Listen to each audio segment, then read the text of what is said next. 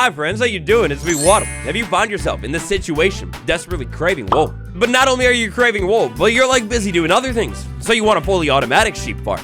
But not only do you want automatic wool, but you want it automatically sorted too. And best of all, are you playing on either Minecraft, Java, or Bedrock?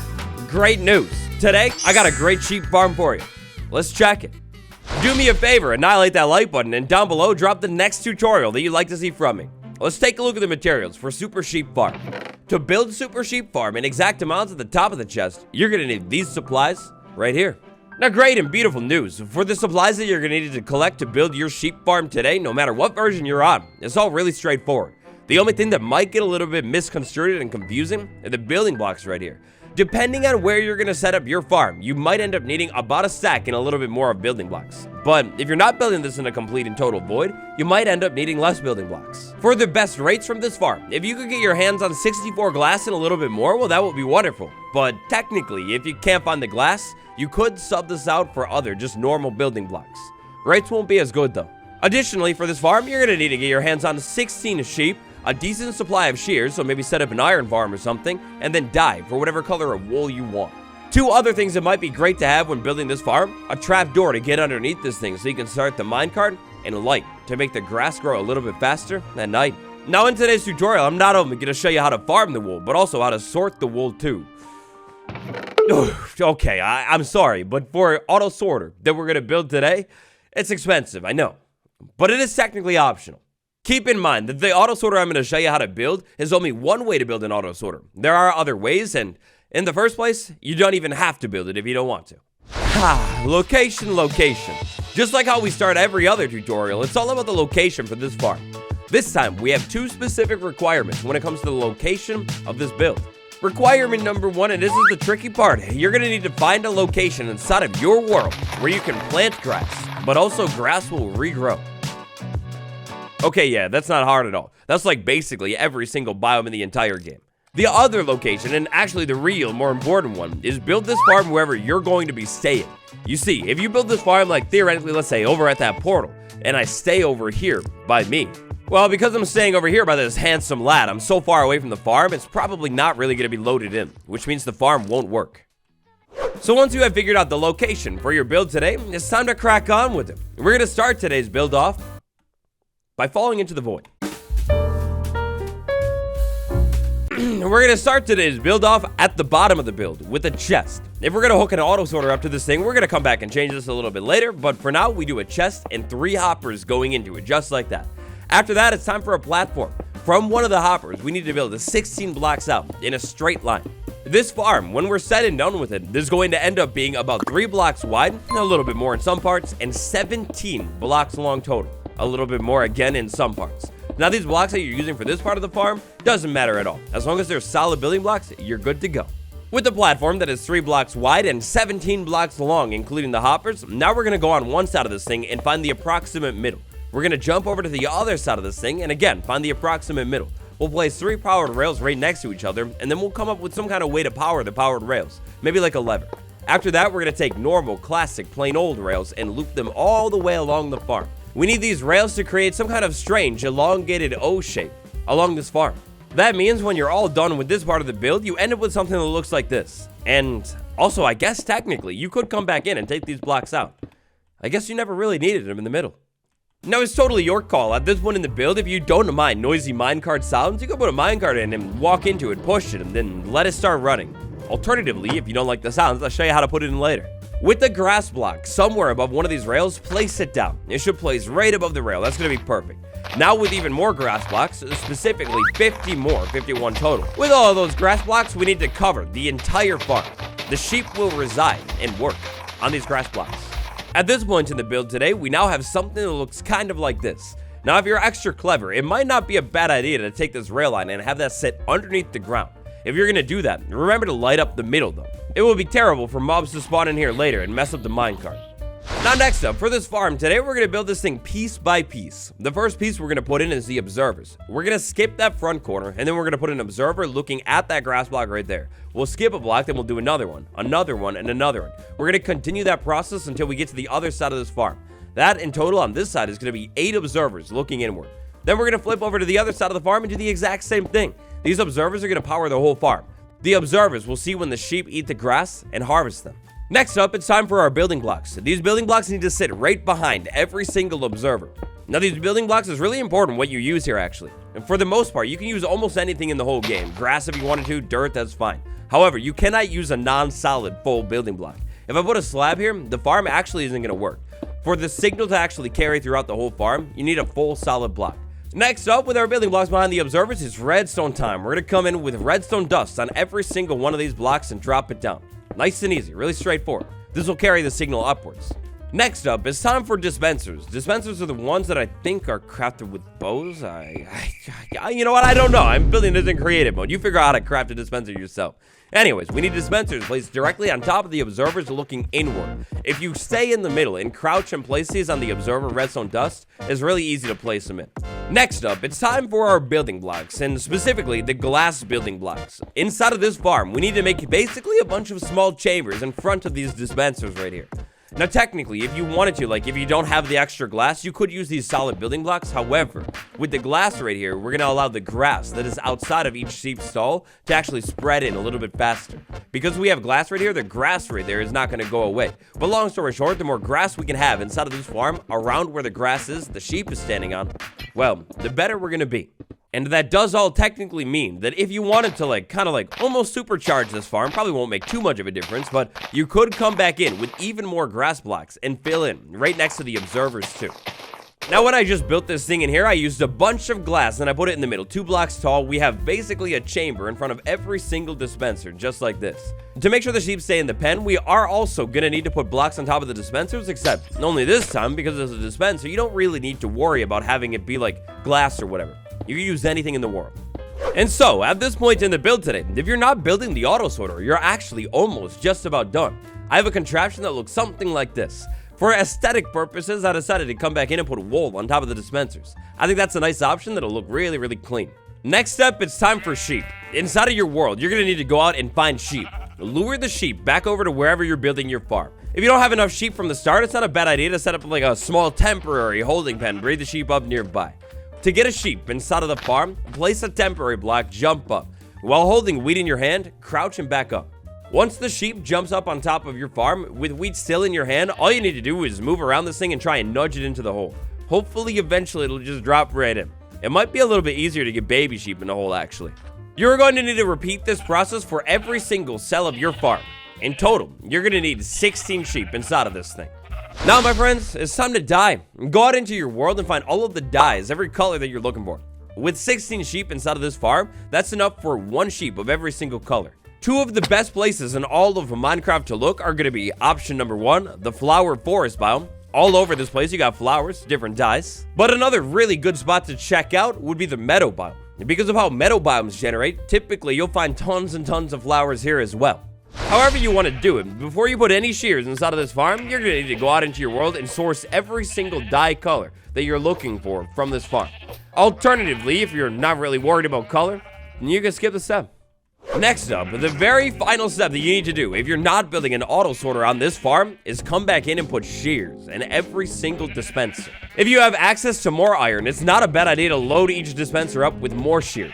With the observer redstone dispenser contraption set up just like this, as soon as I put shears inside of this thing and something changes with the grass, maybe sheep eats it, the sheep will be sheared and the wool goes right on the ground. However, one thing to know is every single time this farm runs, 1 durability is consumed from the shear. If you haven't put your minecart in, now is the perfect time to do that. You place a trapdoor on this block right here above the chest. Move over to the chest, stand on the chest, hit that block, and then you're crawling all of a sudden. Place a minecart right here, crawl forward, and push the cart. The cart will start to run, then you can remove that trapdoor. You don't need it anymore. With the rails placed correctly, it'll run forever. This chest that we placed right at the beginning of the build today is going to be your pickup chest. All of the wool will be sent right there. And so just like that, you've done it. You built your fully automatic sheep farm contraption. Let this thing run for a little while in your world and you're going to be overloaded with wool. In fact, you're going to get so much wool from this thing that it might be a good idea to double that up at least, or maybe string even more hoppers to it. Another great idea to do to this farm is come back in here in these center blocks and place a light source. By placing something like a lantern or a torch on top of the grass, we're going to make sure there's enough light for the grass to grow always. With a bunch of torches in the middle, this is never going to get very dark by this farm. So this farm, built like this, is beautiful and it will definitely work. but we're gonna get a lot of drops. Next up, let's level it up with an auto sorter. To start, stop the minecart. We don't want to clog this thing up. Next up, it's actually time to change this whole setup right here. Those chests that have to go, we're gonna have to break that for a second. Then we're gonna come down here and place temporary block, temporary block, temporary block. We'll go ahead and remove those and remove that middle hopper. We're gonna place a hopper right there for a second, and then 2 more hoppers going right down into it. Now we have hoppers that funnel towards the middle and then go straight down. After this, we're gonna use temporary blocks and build all the way over to the other side of the farm. For this first row of hoppers that we're setting up here, the hoppers all need to point into each other and go along the top of the farm. That means we place a hopper right there, place one right there, and so on. We're gonna go all the way down this farm, stopping at exactly the end. Now we've got a bunch of hoppers running across the farm that look kind of like that. We're gonna swing back over here and change this corner one and turn it so it goes just like that, like the other ones. Then we can remove this block, we don't need it. Next up, with a temporary block, we're gonna place one right there and then place one right there. Then we'll break that. Then we'll place a whole line of temporary blocks right here. Now for this farm, because we have 16 different stalls, we're gonna need 16 different sorters. If you start right here, you should be able to go along the whole length of your farm, and you'll have 16. Make sure these hoppers go into these temporary blocks.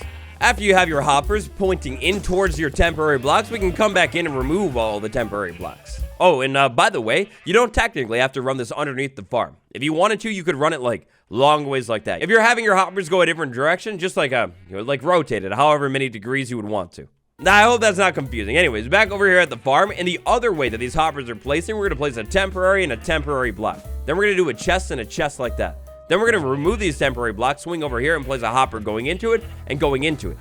Then we're gonna basically do the exact same thing all the way down along this farm. This part of the build today is going to be very, very expensive when it comes to both wood and iron. It's very consuming. If you're a little bit low on, say, maybe wood or something, you could leave this a single chest, but ideally, you're going to want all of these chests in here to be double chests as well. So now, in total, what I have on this farm is 16 double chests, 16 double chests, and then a bunch of hoppers. In fact, 4 rows of hoppers stacked up behind it. That's a lot. Now it's time to get a redstone. To begin a redstone locking sorting system, we'll start by placing a temporary block right there, then a permanent one right there. We'll remove the temporary, and then we'll place a full line of permanent blocks all the way along this farm. After that, with our line of blocks right there, we're going to move in here and place a redstone torch on every single block sitting here, except the very last one. The very last one, because it's the final line in our sorter here, doesn't need to be sorted. Next up, we got another temporary block right there, and then a permanent one. We remove the temporary and place another full line of forever blocks. Now it's time for redstone repeaters. We're gonna place a redstone repeater on every single block here, facing into the block that has the redstone torch on it. This system is the beginning of our auto sorting system. I believe this auto sorter was originally designed by Impulse SV like years and years and years ago. Next up, we needed another row of permanent building blocks. Now we have something that looks like this, and remember, we're skipping the very last one on our farm every single time. We need even more building blocks for this next step. This time we're going to place 3 building blocks coming out from the hopper right above where this redstone torch is. Now, like I said earlier on, when it comes to auto sorters, there are technically other ways and other circuits that you can build for this auto sorter. This is just the way that I like to build an auto sorter, but you do whatever you want. Maybe use LA if you want. Next up, it's time for comparators. Comparators need to come out of the hoppers that are kind of like facing backwards, if that makes sense. You place the comparators coming out of the backwards hoppers, kind of like pointing out towards the rest of the sorter. Finally, to finish everything up over here when it comes to redstone, it's redstone dust. Cover redstone dust on every single other block over here. Once I'm said and done with my sorter, I end up with something that looks like this from the side. We've got a chest, we've got hopper, we got a redstone torch, block, repeater. Over here a block, dust, dust, dust, comparator, and then a hopper, just like that. Now this top line of hoppers is going to transport all of the drops from this farm across the whole sorter. The next row of hoppers is going to be the hopper that we're going to use to lock this farm and actually sort the thing. Flashback rewind. When we were taking a look at the building materials for this part of the farm, there were slabs right here. Great news, these slabs could technically be anything that is never going to end up inside of your auto sorter. Maybe you got a lot of extra wood buttons, well, you could use that. What we're going to do is we're going to place 4 random locking blocks inside of the hopper right there. Then we're going to put a stack of whatever we're trying to sort in that first slot. Because of this redstone circuit right here, that stack of blocks is going to be filtered out of this hopper. Whatever we put inside of this one right there is going to end up inside of this chest right here. So the first one is going to be red. For me, for this farm, I'm just going to go in alphabetical order, where I'm going to basically do the same thing. Next up, we do orange. After that, we're going to go ahead and do yellow, drop a whole stack in there. We're going to move on and go to lime and so on and so on. Now don't worry, if you're just setting up this farm to actually get the wool and you don't have all the wool quite yet, it's no big deal. You could let the farm run for a little bit of time until you actually have enough wool to lock all of your hoppers. You're going to want to continue this process with every single hopper until you get to the very last one on your farm. Once you eventually make it to your final hopper, you can actually skip it because this one doesn't have any redstone on it at all. There's no locking system. Every single piece of wool that doesn't end up sorted is going to go through your whole farm and drop off in the very end. After that, it might be a really smart idea to come back in and place like item frames on the chest so you know which color is which, but yeah, there you go. That's your auto sorter hooked up to the bottom of this farm. There's one final thing we need to do to this thing to get it up and running. To get the farm back up and running and in action, we're going to place a temporary block right there and another trapdoor right there. We're going to hit the trapdoor, jump down, hit the trapdoor again, place a rail right there, place a minecart with a hopper in it, and push the minecart with a hopper. Then we're going to go back and break the trapdoor, break that block, and get out of the way. The minecart is going to run and start picking everything up. Then if we look in the hoppers right here, things are going to get filtered in here really, really quickly.